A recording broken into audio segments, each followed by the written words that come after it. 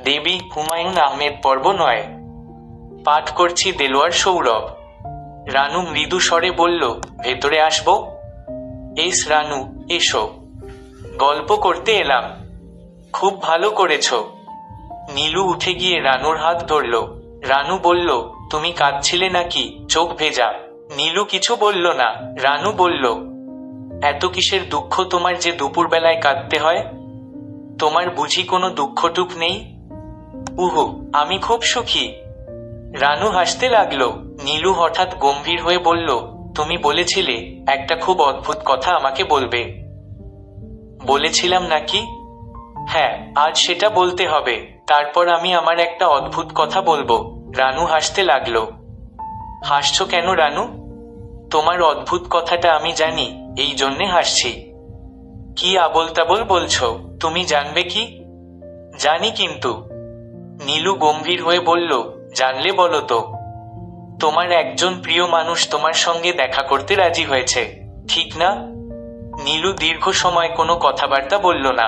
রানু বলল, কি ভাই, বলতে পারলাম তো? হ্যাঁ, পেরেছ। ও কি বাসায় আসবে? বলবো তোমাকে।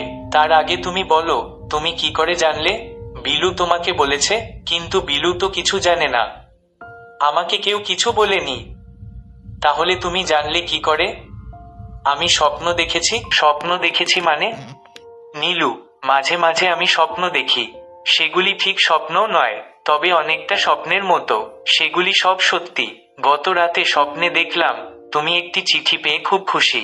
সেই চিঠিতে একটি লাইন লেখা আছে, যার মানে হচ্ছে তোমার সঙ্গে আমার দেখা হবে বা এই রকম কিছু। এসব কি তুমি সত্যি সত্যি বলছো রানু? হ্যাঁ। কবে তার সঙ্গে তোমার দেখা হবে? আজ বিকেলে। আমি নিউ মার্কেটের বইয়ের দোকানের সামনে একটা সবুজ রুমাল হাতে দাঁড়িয়ে থাকব। তিনি আমাকে খুঁজে বের করবেন। বাহ, খুব মজার ব্যাপার তো। রানু হাসতে লাগলো। এক সময় হাসি থামিয়ে গম্ভীর গলায় বলল, শুধু গল্প উপন্যাসেই এসব হয়।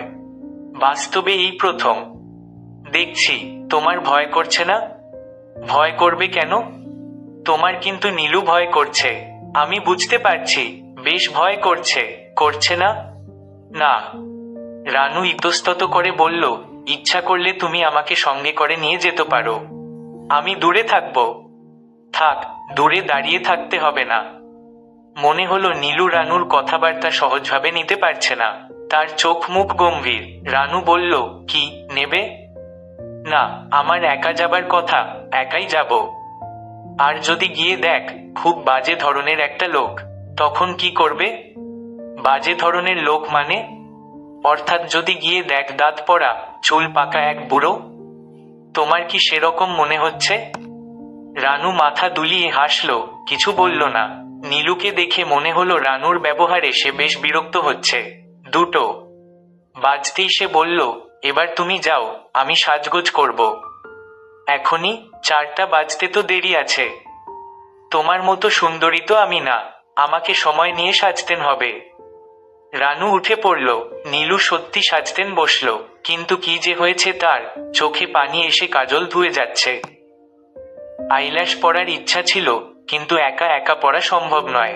অনেক বেছে টেছে একটা শাড়ি পছন্দ করলো, সাদার ওপর নীলের একটা প্রিন্ট। আগে সে কখনো পরেনি। নীলু মা, কোথাও যাচ্ছ নাকি? নীলু তাকিয়ে দেখল বাবা। কোথায় যাচ্ছ গো মা? একজন বন্ধুর সঙ্গে দেখা করতে। তোমার কি চা লাগবে? হলে ভালো হতো। থাক, তুই ব্যস্ত। চা বানাতে আর কয় মিনিট লাগবে? তুমি বসো, আমি বানিয়ে আনছি। নীলুর বাবা চেয়ার টেনে নীলুর ঘরেই বসলেন। চা কি চিনি ছাড়া আনবো বাবা? না, 1 চামচ চিনি দিস। একটু আধটু চিনি খেলে কিছু হবে না। নীলু চা নিয়ে এসে দেখে বাবা ঝিমুচ্ছেন। ঝিমুনিরও বেশি, প্রায় ঘুমাচ্ছেন বলা চলে। বাবা যেন বড় বেশি দ্রুত বুড়ো হয়ে যাচ্ছেন। বড় মায়া লাগলো নীলুর। বাবা, তোমার চা। কোন বন্ধুর বাড়ি যাচ্ছিস মা? নীলু খানিক ইতস্তত করে বলল, তোমাকে আমি পরে বলবো বাবা। সন্ধ্যার আগেই আসবি তো? হ্যাঁ বাবা। গাড়ি নিয়ে যাবি? না, গাড়ি নেব না। নিয়ে যা না, ড্রাইভার তো দিনরাত বসে বসেই মায়না খায়। বাবা, আমি গাড়ি নেব না। নীলুর সাজ শেষ হলো ঠিক 3:30টায়। আয়নায় তাকিয়ে নিজেকে তার পছন্দই হলো। যে মেয়েটিকে দেখা যাচ্ছে সে বেশ রূপসী। তার মায়া কাড়া দুটি চমৎকার চোখ আছে, কিশোরীদের মতো ছোট একটি চিবুক। ভালোই তো, এরকম একটি মেয়েকে পুরুষরা কি ভালোবাসে না? নাকের কাছে মুক্তোর মতো কিছু ঘামের বিন্দু। নীলু তার সবুজ রুমাল দিয়ে সাবধানে ঘাম মুছে ফেলল। তারপর উঠে এল 3তলায়। রানু, রানু, রানু যেন তৈরি হয়েই ছিল। সে বেরিয়ে এর সঙ্গে সঙ্গে। তুমি যাবে বলেছিলে আমার সঙ্গে, চলো চলো। রানু তালা লাগালো। নীলু মৃদু স্বরে বলল, তুমি জানতে আমি আসবো? হ্যাঁ, জানতাম। সন্ধ্যা পর্যন্ত তারা অপেক্ষা করলো, কারো দেখা পাওয়া গেল না। এক সময় নীলু বলল, এখন চলে যেতে চাও রানু? আরো খানিকক্ষণ দাঁড়িয়ে থাকি। তোমার তো এখনো যেতে ইচ্ছা করছে না? এক জায়গায় দাঁড়িয়ে না থেকে চলো হাঁটি। তারা বেশ কয়েকবার নিউ মার্কেট চক্কর দিয়ে ফেলল। কেউ এগিয়ে এসে বলল না, তোমাদের মধ্যে নীলুকে? রানু, তোমার কি হাঁটতে টায়ার্ড লাগছে? না। রানু, তুমি তো অনেক কিছু বুঝতে পার, তাই না? মাঝে মাঝে পারি। লোকটি এসেছে কি না বুঝতে পারছো না? না নীলু, পারছি না। আমি সব সময় পারি না।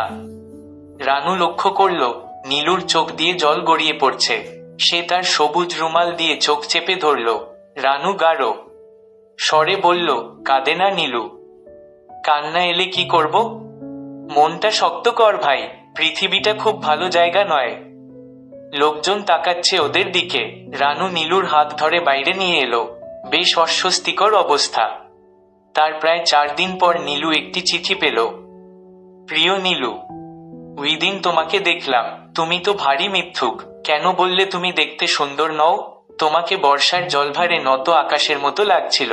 আমি ছুটে যেতে চেয়েছিলাম, কিন্তু তোমার বান্ধবীকে দেখে থমকে দাঁড়িয়েছি। কথা ছিল একা আসবে, তাই নয় কি? শুধু আমরা 2 জন থাকবো। আমাকে দেখে যদি তোমার কথা বলতে ইচ্ছে করে, তাহলে কোনো একটি রেস্টুরেন্টে বসে 2 জনে চা খেতে খেতে গল্প করব। আর যদি তোমার আমাকে পছন্দ না হয়, তাহলে তুমি তোমার সবুজ রুমালটি তোমার হ্যান্ডব্যাগে লুকিয়ে ফেলবে। তোমাকে কিছুই বলতে হবে না। আমি মন খারাপ করব ঠিকই, কিন্তু বিদায় নেব হাসি মুখে, এবং আর কোনো দিনই তুমি আমাকে দেখবে না। তবে নীলু, আমার কেন জানি মনে হচ্ছে আমাকে তুমি অপছন্দ করবে না। এরকম মনে করার কোনোই কারণ নেই, তবু মনে হচ্ছে। খুব সম্ভব উইশফুল থিঙ্কিং, না মেয়ে? নীলু চিঠিটি সমস্ত দিনে প্রায় 100 বার পড়ল এবং প্রতিবারই তার কাছে নতুন মনে হলো। রাতে সে অদ্ভুত সুন্দর একটি স্বপ্ন দেখল, যেন পুরনো আমলের একটি পালতোলা জাহাজ এসে বসে আছে। জাহাজের পালটি গাঢ় সবুজ রঙের। প্রচন্ড বাতাস দিচ্ছে। বাতাসে জাহাজ ছুটে চলেছে বিদ্যুৎ গতিতে। নীলুর একটু ভয় ভয় লাগছে, কারণ জাহাজে আর কাউকে দেখা যাচ্ছে না। নীলু এক সময় বলল, আমার ভয় লাগছে এই জাহাজে। আর কেউ কি আছে? সঙ্গে সঙ্গে একটি ভারী পুরুষালী গলা শোনা গেল, ভয় নেই নীলু, আমি আছি। স্বপ্ন এত সুন্দর হয়। নীলুর ঘুম ভেঙে গেল। বাকি রাত সে আর ঘুমোতে পারল না। বালিশে মুখ গুজে ফুপিয়ে ফুপিয়ে কাঁদতে লাগলো। বিলু জেগে উঠে বলল, কি হয়েছে রে আপা? নীলু ভেজা গলায় বলল, পেট ব্যথা করছে। এখন একটু কম, তুই ঘুমো।